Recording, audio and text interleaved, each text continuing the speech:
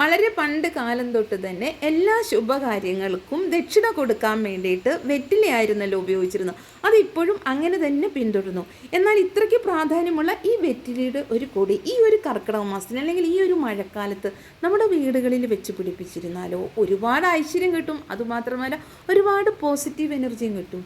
ദേവിയുടെ 1000 നാമങ്ങൾ അടങ്ങിയിട്ടുള്ള സഹസ്രനാമത്തിൽ താമ്പൂല പൂരിതമുഖി ദിവ്യമായ താമ്പൂലം ചവച്ച് രസം പിടിച്ചിരിക്കുന്നു ദേവി. അത്രയ്ക്ക് മാത്രം പ്രാധാന്യമുള്ള ഈ വെറ്റിലയുടെ ഒരു കൊടി കണ്ടു. ഇതെൻ്റെ വീട്ടിലെ വെറ്റിലക്കൊടിയാണ് കേട്ടോ. അത്രയ്ക്ക് സ്ഥലമൊന്നും വേണ്ട, എന്നാലും ഇത് വലിയ മരം ആയതുകൊണ്ട് ഒരുപാട് അങ്ങ് ഉയർന്നു പോയിരിക്കും. ആ മരം വളരുന്നതിനനുസരിച്ച് വെറ്റിലയുടെ കൊടി അങ്ങ് പടർന്ന് അങ്ങ് പന്തലിച്ചിരിക്കുക. പക്ഷേ ഇത് വെട്ടിക്കളയാനൊന്നും തോന്നുന്നില്ല.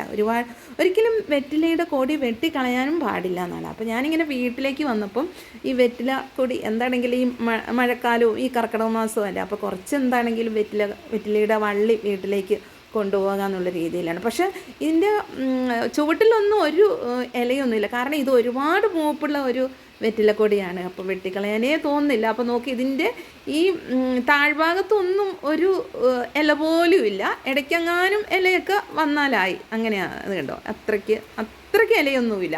പക്ഷേ ഇതിൻ്റെ ഇല ഫുള്ളും മുകളിലാണ്. അപ്പോൾ എന്ത് ചെയ്യണം, വലിയൊരു കമ്പെടുത്തിട്ട് അതിൻ്റെ മുകളിലേക്ക് തന്നെ അങ്ങോട്ട് കുറച്ച് കമ്പ് ഇങ്ങോട്ടേക്ക്, കമ്പല്ല ഒരു വള്ളി ഇങ്ങോട്ടേക്ക് ഇറക്കി. കാരണം ഈ വള്ളി നമുക്ക് നടാം. വെറ്റിലയുടെ നമ്മൾ കൊടി ഒക്കെ നടുന്നില്ല, കുരുമുളകിൻ്റെ കൊടി നടുന്ന പോലെ തന്നെയാണ് ഈ വെറ്റിലയുടെ വള്ളി നടുന്നത്. മഴക്കാലത്ത് നട്ടാൽ മാത്രമാണ് ഈ കൊടിയൊക്കെ ഈ വെറ്റിലക്കൊടി ഉണ്ടാവുള്ളൂ. ഇത് കണ്ട, ഞാൻ കുറേ അതിൽ നിന്ന് ഇങ്ങനെ മുകളിൽ നിന്ന് ഇങ്ങനെ ചായച്ചതാണ്.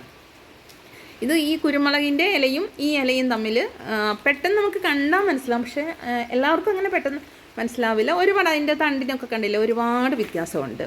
ഇതിൻ്റെ തളിരിലകളൊക്കെ ഉണ്ട്. അത് വെറുതെ ഒന്ന് ചവച്ചാൽ മതി, വെറുതെ ഒന്ന് ഇതിൻ്റെ തളിരിലകൾ വെറുതെ. അപ്പോൾ എല്ലാവർക്കും ഇത് അല്ല, ചിലവർക്കത് പെട്ടെന്ന് അത് പൊള്ളിപ്പോകും. അതുകൊണ്ട് അത് ശ്രദ്ധിക്കണം.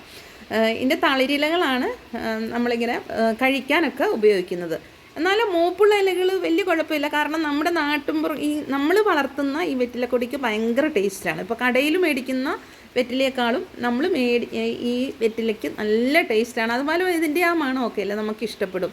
ഇപ്പോൾ പണ്ട് കാലത്തുള്ള പ്രാധാന്യമൊക്കെ നിങ്ങൾക്ക് അറിയില്ല, വെറ്റിലയുടെ ഒരുപാട് പ്രാധാന്യങ്ങളെക്കുറിച്ചൊക്കെ അറിയാം. അപ്പോൾ ഇപ്പോഴെന്ന് വെച്ചിട്ടുണ്ടെങ്കിൽ ഈ ഒരു സീസണിന് ഈ വെറ്റിലക്കൊടി നടുന്ന ഒരു സീസണാണ്.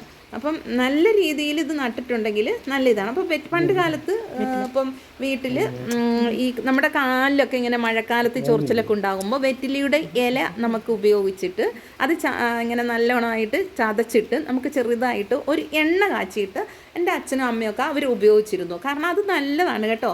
ഈ എണ്ണ ഉപയോഗിച്ചത് ഇങ്ങനെ ചതക്കുക നമ്മൾ ഉണ്ടല്ലേ. ഇങ്ങനെ നമ്മൾ കുറച്ചൊരു 5-6 വെറ്റില എടുത്തിട്ട് ഇങ്ങനെ കുറച്ച്, അപ്പം എത്രയാണോ നമുക്ക് വേണ്ടതെന്നനുസരിച്ച് കുറച്ച് 5-6 വെറ്റില എടുത്തിട്ട് നമ്മൾ അതിലേക്ക് ഒരു ഇരുമ്പിൻ്റെ ചീനച്ചട്ടിയാണ് അതിൽ ഉപയോഗിക്കുന്നത് കേട്ടോ. അത് ഇരുമ്പിൻ്റെ ചീനച്ചട്ടി ഉപയോഗിക്കുക. അതിൽ നമ്മൾ ആവശ്യത്തിന് വെളിച്ചെണ്ണ, ഞാനിവിടെ കുറച്ച് വെളിച്ചെണ്ണ എടുത്തിട്ടുള്ളൂ. അപ്പോൾ കുറച്ച് വെളിച്ചെണ്ണ അതിലേക്ക് ഇങ്ങനെ ഒഴിക്കുക. എന്നിട്ട് അതിലേക്ക് ഇങ്ങനെ ചൂടായി വരുന്ന ഈ ഒരു വെളിച്ചെണ്ണയിലേക്ക് നമ്മൾ ഈ ചതച്ച് വെച്ചിരിക്കുന്ന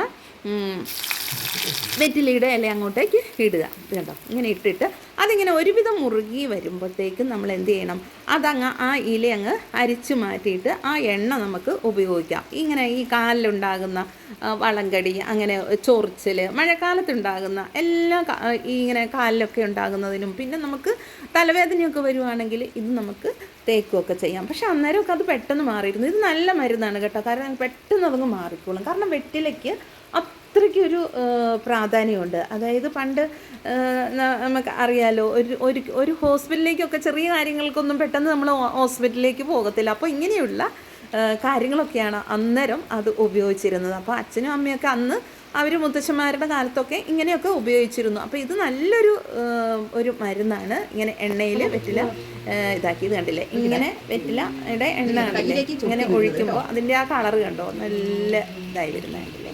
അപ്പോൾ ഇത് നമുക്ക് കുറേ നാളിങ്ങനെ വെക്കാം, നല്ലതാണ് ഈ എണ്ണ. അത്രയ്ക്കാണ്. അപ്പോൾ ഈ ഒരു കൊടി എടുത്തിട്ട് ഞാനിപ്പം നട്ടിരിക്കുന്നതാണ്. അപ്പം മഴയായതുകൊണ്ട് ഞാൻ ചട്ടിയിൽ തന്നെ നടാൻ തന്നെ തീരുമാനിച്ചു. അത് കഴിഞ്ഞിട്ട് നമുക്കിത് കുറേ ഇങ്ങനെ പടർന്ന് കഴിയുമ്പോൾ പിന്നെ മരത്തിൻ്റെ ചോട്ടിലങ്ങ് കൊണ്ടുവച്ചാലും മതി. അല്ലെങ്കിൽ ഇതിനെ തന്നെ നമുക്കൊരു വീടിൻ്റെ ഒരു ഭാഗത്ത് വെച്ചിട്ട് നമുക്ക് കമ്പൊക്കെ കുത്തി കൊടുത്ത് വെച്ചാലും നല്ല ഇലകളുണ്ടാകും. ഒരു പ്രകൃതിയുടെ ഒരു വേദന സംഹാരിയും കൂടെ തന്നെയാണ് കേട്ടോ. നല്ലതാണ്. തലവേദനയൊക്കെ വരുമ്പോൾ പെട്ടെന്ന് ഈ വെറ്റിലയുടെ ഇലയില്ലേ അതെടുത്തിട്ട് നമ്മൾ പെട്ടെന്നിങ്ങനെ തലയിലിങ്ങനെ നെറ്റിയിലിങ്ങനെ തേച്ച് കൊടുത്താൽ മതി. അത്രയ്ക്ക് നല്ല ഒരു പെട്ടെന്നുള്ള ഒരു സഡൻ റിസൾട്ടാണ് കിട്ടുന്നത്. കാരണം അത്രയ്ക്ക് വേദനയോ. അത് മാത്രമല്ല നമുക്കൊരു ഇൻഡോർ പ്ലാന്റ് പോലെയാണെങ്കിൽ ഈ വെറ്റിലയെ നമുക്ക് വളർത്താൻ കണ്ടോ. ഇൻഡോറായിട്ട് ഇതിന് അധികം ജലാംശം ആവശ്യമില്ല, ജലം അധികമൊന്നും ആവശ്യമില്ല. നല്ല എന്താ പറയേണ്ടത്, ഒരു ഇൻഡോറായിട്ട് ഞാനിത് കണ്ടിട്ടുണ്ട്. ഇങ്ങനെ കുറേ പേര് ഇങ്ങനെ ഇൻഡോറായിട്ട് ഇങ്ങനെ വെറ്റിലക്കൊടി ഇങ്ങനെ വളർത്തുന്നത് കണ്ടിട്ടുണ്ട്. അപ്പോൾ ഞാനൊന്ന് പരീക്ഷിച്ച് നോക്കിയതാണ് കേട്ടോ. ഇത് നല്ലതാണ് ഇങ്ങനെയൊക്കെ. കാരണം ഇത് ഒരു കുറച്ച് ദിവസം കഴിയുമ്പോൾ അധികം വെള്ളം വേണ്ട, നമുക്ക് എവിടെ വേണമെങ്കിലും വീടിൻ്റെ ഏത് ഭാഗത്ത് വേണമെങ്കിലും. പക്ഷേ ഈ വെറ്റില കൊടി വെക്കുന്നത് ഒരുപാട് ദിക്കുകളുടെ ഒരു അറിയണം. വടക്ക് ഭാഗത്താണെന്ന് എനിക്കൊരു ഡൗട്ടുണ്ട്. അപ്പോൾ അങ്ങനെ നമുക്ക് വെക്കാം. ഇൻഡോർ പ്ലാന്റ് ആയിട്ടും നമുക്ക് ഈ വെറ്റിലക്കൊടിയെ ഇതാക്കാം. കാരണം നല്ലൊരു ഔഷധ സസ്യമാണ്. ഈ ഒരു കർക്കിടക മാസത്ത് ഇങ്ങനെയൊന്ന് ചെയ്തു നോക്കൂ. ഒരുപാട് ഔഷധ സസ്യങ്ങൾ ഈ കർക്കിടക മാസത്ത് നടാൻ പറ്റുമല്ലോ. അപ്പോൾ അതിലൊന്നാണ് ഈ വെറ്റിലക്കൊടി. നല്ലതാണ് ഇങ്ങനെ. പക്ഷെ വെറ്റിലയുടെ കൊടി ചെറിയ ഒരു തണ്ട് പോലെ നമ്മൾ നടാൻ പാടില്ല. നീളത്തിനുള്ള തണ്ടുകളാണ് നടുന്നത്. അതാണ് ഈ കുരുമുളക് വള്ളിയാണെങ്കിലോ ചെറിയ തണ്ട് നടാം. പക്ഷേ ഈ വെറ്റിലയുടെ കൂടെ നടുമ്പോൾ ശ്രദ്ധിക്കുക, നീളത്തിനുള്ള തണ്ടാണ്. അത് ഒരുപാട് നീളമായാലൊന്നും ഒരു കുഴപ്പമില്ല. അതുമാത്രമല്ല, ഇത് നോക്കും, നമ്മൾ വീട്ടിൽ മണി പ്ലാന്റ് ഒക്കെ വളർത്തുന്നില്ലേ, അതുപോലെ നമുക്ക് വെറ്റിലക്കൊടിയെ നമുക്ക് വളർത്താം. മണി പ്ലാന്റ് ഒക്കെ വളർത്തുന്നത് അതേ ഇതുപോലെ തന്നെ.